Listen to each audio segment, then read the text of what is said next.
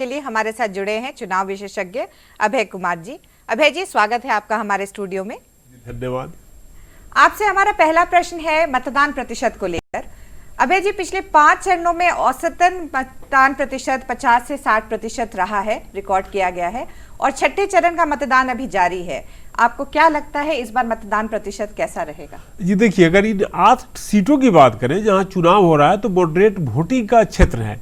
पिछले 2 चुनाव में 2014 और 2019 में 57-58% ही वोट हुआ है। और अगर हम पीछे चले और तो 2004 में इन क्षेत्रों में लगभग 63% और 2009 में 44% के करीब वोट हुआ है। तो 2009 में तो काफ़ी कम वोटिंग हुआ, मैंने इतना तो कम नहीं होना चाहिए, लेकिन 57-58 जो 2014 और 19 में हुआ वो मॉडरेट वोटिंग वाला मॉडरेट वोटिंग रहा।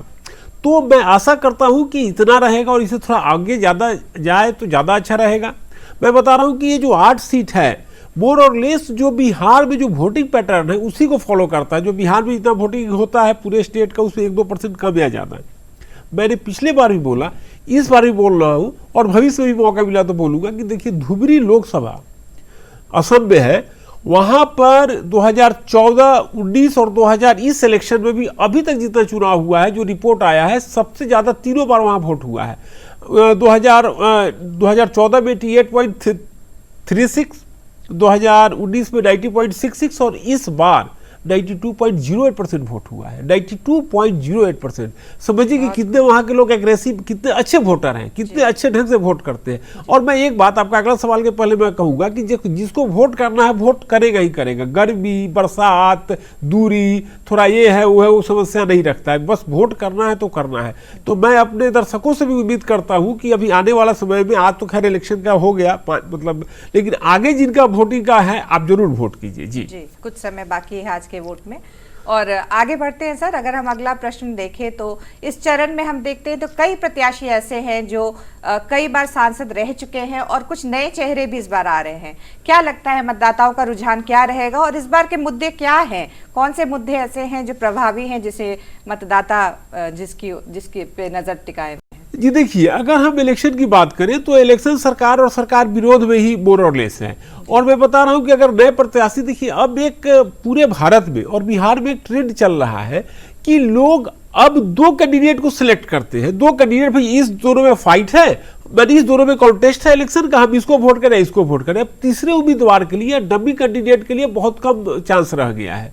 तो कहने का अर्थ बहुत ही कम। अगर जैसे पिछले लोकसभा चुनाव की बात करें तो 543 भारत की लोकसभा की सीटें हैं, उसमें सिर्फ 1129 उम्मीदवार का जमानत बचा था। मतलब कि जीतने वाले और हारने वाले के अलावे लगभग 43 सीट ही ऐसी थी जिस पर कि 43 उम्मीदवार ही ऐसे थे जिनका कि मुख्य कॉन्टेस्ट में नहीं थे, फिर भी जमानत बचा था। तो कहने का अर्थ है कि जनता अब काफी सजगता से वोट करती है और फिक्स करती है कि भैया कौन जीतने वाला है, कौन हारने वाला है, उसके अनुसार मतलब कौन किस में लड़ाई है। पहले होता था कि एक कैंडिडेट खड़ा हो गया, कुछ वोट काट लिया, किसी दूसरे को हरा दिया, किसी को कोई हराने जिताने के लिए खड़ा होता था। अब वो कम होता जा रहा है, जो कि अच्छी खबर है, अच्छी बात है। जी, तो आपका कहना है कि ज्यादातर जगहों पे 2 लोगों के बीच में आमने सामने की टक्कर है? जी बिल्कुल बिल्कुल। और यह मतलब कि हमारे राज्य में आज के फेज में भी हो रहा है, हमारे राज्य में, पूरे देश में भी हो रहा है। पूरे देश को भी उठा करके देखिए। और जब से कम्युनिकेशन का मैंने आया है, सोशल मीडिया आया है, जब से हम लोग का चैनल वगैरह आया है, तब से सब लोग के पास इंफॉर्मेशन जाता है और सब लोग जान जाते हैं कि किन किन कैंडिडेट के बीच में मुख्य मुकाबला है और उसके अनुसार लोग अपना वोट करते हैं। तो एक अच्छी बात है, ये एक अच्छी बात है।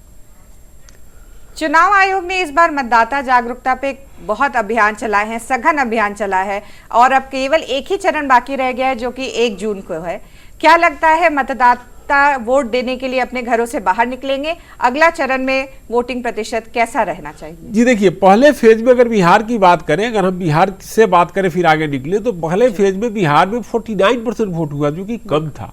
लेकिन इलेक्शन कमीशन को और हम लोगों ने भी इस टीवी चैनल से बार बार बोला, इस चैनल से भी हम लोगों ने बार बार बोला, तो 59%, दूसरे फेज में 59, 58 ऐसा आया। आशा करते इस बार भी आएगा और मतलब अगले फेज में भी आएगा। लेकिन पहले फेज में इतनी गर्मी थी तो थोड़ा उसका असर देखने को मिला। मौसम फिर अगले फेज जो मौसम ठीक रहा, लेकिन आज जब हम लोग आज के चुनाव में थोड़ा मौसम थोड़ा ये है, तो इस कारण से भी थोड़ा सा लोग निकलने में कमी किए है। लेकिन मैं आशा करता हूं कि कम से कम 2014 और 19 वाला जो है वो भी मतलब कि वो कम से कम मार्क को प्राप्त करेगा, मेरा उम्मीद है। और देखिए जी।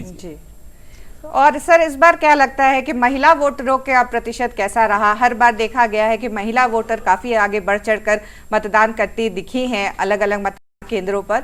इस पिछले चुनावों को देखते हुए क्या रहा है ये ट्रेंड? क्या इस बार भी महिलाएं वोटर ज्यादा वोट डालने निकली हैं घरों से? बिल्कुल बिल्कुल, आपने सही कहा कि देखिए आज, पहले मैं बिहार की बात करूं कि बिहार में जिन सीटों पर आज चुनाव हुआ है, पिछले लोकसभा चुनाव में इन सभी सीटों पर महिलाओं ने पुरुषों से ज्यादा वोट किया था। सभी सीटों पर, आज के सभी सीटों पर 2019 में बिहार के 40 लोकसभा सीटों में 31 लोकसभा सीटों पर महिलाओं ने ज्यादा पुरुषों से वोट किया था, 31 सीट पर। अगर आज जो 58 सीट पर इलेक्शन हो रहा है पूरे देश में, उसमें 34 सीट ऐसे थे जिसमें पिछले 2019 में महिलाओं ने बढ़ चढ़ के ज्यादा वोट किया था पुरुषों की अपेक्षा। आगे की मैं बात करूं तो पिछले लोकसभा चुनाव में 2019 में भारत में 227 सीट ऐसी थी जिस पर महिला का वोटिंग प्रतिशत पुरुषों से ज्यादा था। अगर उससे भी पीछे चले 2014 में तो 154 सीट पर ज्यादा था। तो इस तरह हम कहें कि महिला बढ़ चढ़ के वोट कर रही है, अच्छी खबर है। और बिहार में चूंकि देखिए एक और बात है कि बिहार से थोड़ा माइग्रेशन ज्यादा है, जहां जहां से माइग्रेशन ज्यादा होता है वहां पर महिलाओं का वोट की परसेंट ऑटोमेटिकली बढ़ जाता है। बिहार, उत्तराखंड, ऐसे ही कुछ राज्य है जहां पर कि ऐसा देखने को मिलता है। तो इन सब कारणों से हम देखें, लेकिन अच्छी बात है जितने लोग आज घर पर हैं, जितने लोग आज अपने होम जगह पर हैं जहां उनका वोटर आईडी में नाम है, अगर उनको वो लोग वोट कर रहे हैं, बड़ी खुशी की बात है। एक चीज मैं और आपसे कहना चाहूंगा कि मेरा व्यक्तिगत आकलन है, शायद आज तक किसी ने ऐसा बात नहीं बोला होगा जो मैं भी बोलने जा रहा हूं, कि देखिए ऐसा है कि एक यह भी होना चाहिए कि आज कितने लोग थे और कितने लोगों ने वोट किया। माना कि किसी का नाम इलेक्टोरल रोल में है, लेकिन वो किसी कारणवश नौकरी करने के लिए दिल्ली है, मुंबई है, आ नहीं सका, इलेक्शन वोट करने की इच्छा थी लेकिन आ नहीं सका। लेकिन आज कितने लोग हैं घर पर और कितने लोगों ने वोट किया है, अगर इस आधार पर देखिएगा तो बिहार वेस्ट बंगाल को भी पीछे छोड़ेगा और बिहार में 80-85% से भी ज्यादा जाएगा। क्योंकि आज जितने लोग अपने होम जगह पर जहां उनका पोलिंग बूथ है पर नाम है, अगर आसपास में है अपने वहां पर, तो वो लोग लगभग मैक्सिमम लोग वोट करते हैं। इस हिसाब से देखा जाए तो बिहार बहुत आगे है। जी जी, चलिए अच्छा लगा ये जानकर के बिहार के वोटर काफी सजग हैं। और अभय जी आपका बहुत बहुत धन्यवाद कि आप आए हमारे स्टूडियो में, आपने अपना कीमती वक्त निकाला और इस चुनाव चर्चा में हमारा साथ दिया। अब देखना यह है कि आखिरी चरण जो कि 1 जून को है उसमें कितने वोटर जो है वो बढ़ चढ़कर आगे बढ़ते हैं। और हमारा यह अपील है कि 1 जून को ज़रूर वोट करें। अगर आप उस दिन वोट करेंगे तो डेफिनेटली सरकार और देश के लिए अच्छा होगा। आगे बढ़ते हैं कुछ और महत्वपूर्ण खबरों की ओर।